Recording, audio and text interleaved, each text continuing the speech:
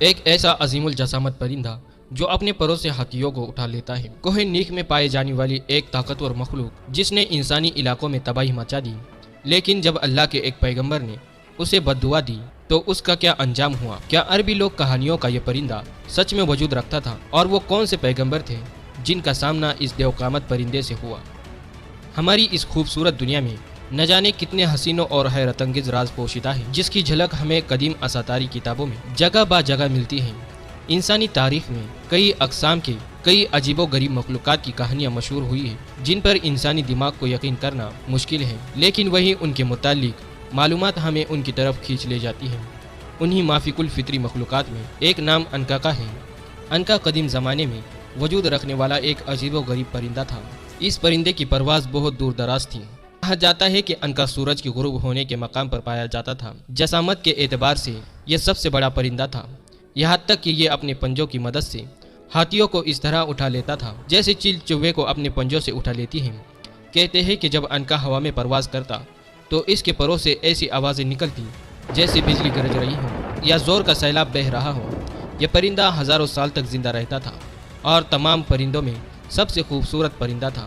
حضرت ابن عباس بیان کرتے ہیں کہ اللہ نے موسیٰ علیہ السلام کے زمانے میں ایک پرندہ پیدا کیا تھا جس کا نام عنقا تھا۔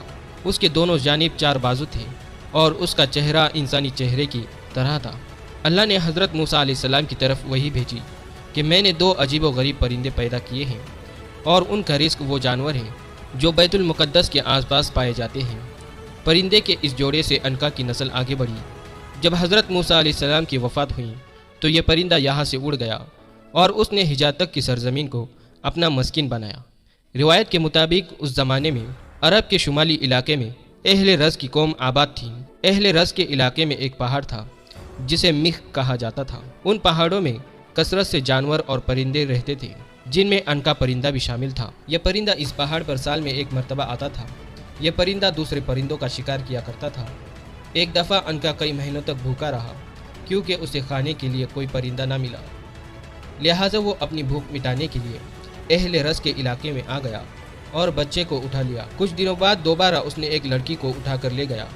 اس زمانے میں اہل رز کی طرف ایک نبی مابعوث کیے گئے تھے جن کا نام حضرت حنظلہ بن صفوان علیہ السلام تھا۔ پس ان لوگوں نے حضرت حنظلہ علیہ السلام سے عنقا کے بارے میں شکایت کی۔ اس پر حضرت حنظلہ نے عنقا کے لیے بد دعا کی۔ پس عنقا پر آسمانی بجلی گری جس کی وجہ سے وہ جل کر ہلاک ہو گیا اور پھر دوبارہ کبھی اس کی نسل کا کوئی بھی پرندہ اس دنیا میں نہ دیکھا گیا۔ مفسرین نے لکھا ہے کہ اہل رز کو اہل رز اس لیے کہتے ہیں کیونکہ وہ جس علاقے میں آباد تھے وہاں ایک کنواں تھا۔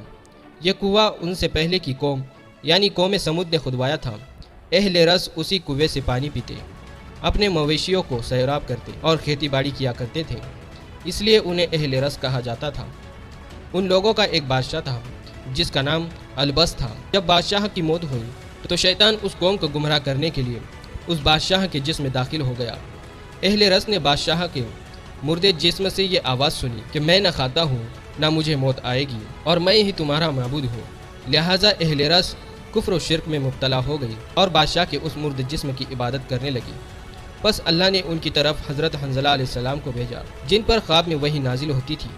حضرت حنظلہ نے اہل رز کو بتایا کہ بادشاہ مر چکا ہے اور اس میں روح نہیں ہے بلکہ شیطان اس کے جسم کے اندر حلول کر گیا ہے تاکہ تمہیں گمراہ کرے، لہٰذا شرک سے توبہ کرو اور کسی کو بھی اللہ کا شریک نہ ٹھہراؤ۔ اہل رز حضرت حنظلہ کی باتیں سن کر آپ کے دشمن بن گئے، یہاں تک کہ ان لوگوں نے آپ کو شہید کر دیا اور اس کنویں میں پھینک دیا۔ لہٰذا اس قوم پر یہ عذاب نازل ہوا کہ اگلے دن کنواں خشک ہو گیا۔ قوم کے لوگ کئی دنوں تک پیاس سے بدحال رہے، فصلیں سوکھ گئی اور کچھ ہی عرصے میں تمام لوگ مر گئے۔ درندوں نے وہاں حملہ کر کے تمام لوگوں کی لاشوں کو کھا لیا۔ اس طرح اہل رز کا یہ سرسبز شاداب علاقہ ایک وحشتناک بیابان میں تبدیل ہو گیا۔ بعض مفسرین نے عنقا کو صرف ایک افسانوی پرندہ قرار دیتے ہیں اور زمانہ قدیم میں اس کے وجود سے انکار کر دیتے ہیں۔ وہی دوسری طرف دنیا کے بہت سارے اساطیر و لوک کہانیوں اور کلچرز میں عنقا کا ذکر مختلف ناموں کے ساتھ ملتا ہے۔ قدیم مصر کی تاریخ میں عنقا کو بینو نام سے جانا جاتا تھا جس کی فنکاری آج بھی مصر کے قدیم کھنڈرات میں نظر آتی ہے۔ مانا جاتا ہے کہ قدیم مصر میں عنقا کا ایک عظیم مندر بھی موجود تھا جس میں سال میں ایک دفعہ بینو پرندہ इस मंदिर में आया करता था। वही चीनी लोक कहानियों की बात करें तो अनका जैसा परिंदा कुआन है, जिसके बारे में चाइनीज कहानियों में माना गया है कि यह परिंदा निहायत ही सुरीला आवाज़ निकालता था और ये जिस शहर के ऊपर से गुजरता वहाँ खुशहाली आ जाती थी। इसी तरह यहूदी सहीफों में जीक नामी एक परिंदे का जिक्र है, जिसके बारे में कहा जाता है कि यह परिंदा जन्नत के उड़न गार्डन में रहने वाले जानदारों में एक था और आदम अलैहिस्सलाम के इस दुनिया में आने के बाद यहाँ भेजा गया। जबकि ग्रीक और रोमन माइथोलॉजी में ग्रिफिन नामी एक अजीम मखलूक का जिक्र मौजूद है, जिसका जिस्म शेर का और सर परिंदों की तरह था, जिसे किंग ऑफ द बीस्ट कहा गया है। कदीम यूनानी ग्रिफिन को दौलत और खुशहाली की निशानी करार देते थे। ग्रिफिन शुमाल के पहाड़ों में रहा करता था, जहाँ यूनानियों के मुताबिक अपोलो देवता साल में एक मर्तबा ज़ाहिर हुआ करते थे और ग्रिफिन उनके खजानों की हिफाजत किया करता था। एक मशहूर मिथ के मुताबिक जब सिकंदर आजम यानी एलेक्जेंडर द ग्रेट दुनिया को फतह करने के लिए निकला तो इस तवील सफ़र के दौरान उसका सामना ग्रिफिन से हुआ, जिसे उसने पकड़कर कैद कर लिया। कहा जाता है कि सिकंदर उसके पीठ पर सवार होकर 7 दिनों के एक सफ़र पर भी गया था। इतने सारे तहजीबों और इलाकों में अनका के मुतालिक कहानियों, पेंटिंग और मूर्तियाँ इस बात की तरफ इशारा करती हैं। ऐसी मखलूक कदीम ज़माने में वाक़तन वजूद रखते थे, लेकिन मसला ये है कि हम इंसान इस दुनिया में तभी किसी बात पर यकीन करते हैं जब हम उसे अपनी आंखों से देख लें। यहाँ तक कि डायनासोर के वजूद को भी हम इंसानों ने तब माना जब हमें उसके बकियात मिले। लिहाजा मुमकिन हो बकियात या फोसिलस मिल जाए जिससे ये बात साबित हो कि अनका का वजूद एक तारीख की